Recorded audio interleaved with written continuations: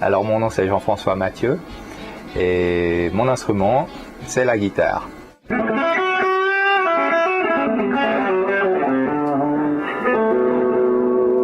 Mon instrument c'était aussi la batterie au départ. Moi c'est ça qui m'a en fait je dirais propulsé dans la musique. Le tournant a été pris dès que notre ami Jimi Hendrix s'est fait connaître. Là, ça a été le bouleversement total.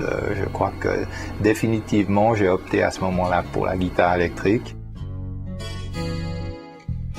J'ai fait beaucoup de choses de toutes sortes, dans le rock, dans la soul, dans les variétés, dans le latin, musique latine, bossa. Toutes ces influences et toutes ces expériences, maintenant elles se retrouvent dans les compositions que je fais. Je compose beaucoup, alors c'est sous forme d'orchestration très différente. D'ailleurs, c'est la première chose que j'ai faite, en fait, presque même avant même de prendre la musique des autres ou de la jouer le plus régulièrement en balle ou en boîte ou comme ça. On a commencé directement à composer notre musique. On avait un groupe, on savait rien de la musique, mais on faisait nos compositions. Et puis c'était formidable, ça s'appelait Clavicule Succursale.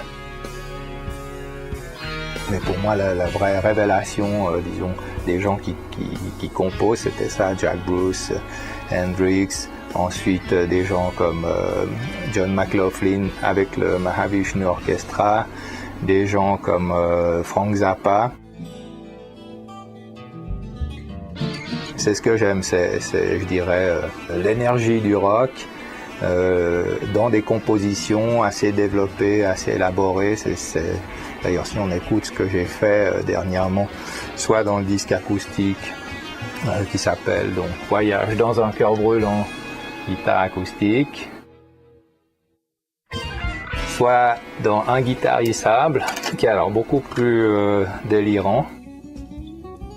Là-dedans, ce que je vise, c'est ça, c'est les compositions à tiroir, des longues histoires, des choses à rebondissements, pleines de surprises. J'encourage tout le monde à composer des choses et à se laisser aller, à délirer un peu plus que couplet-refrain et fade out sur 35 fois la même phrase à la fin du morceau, quoi.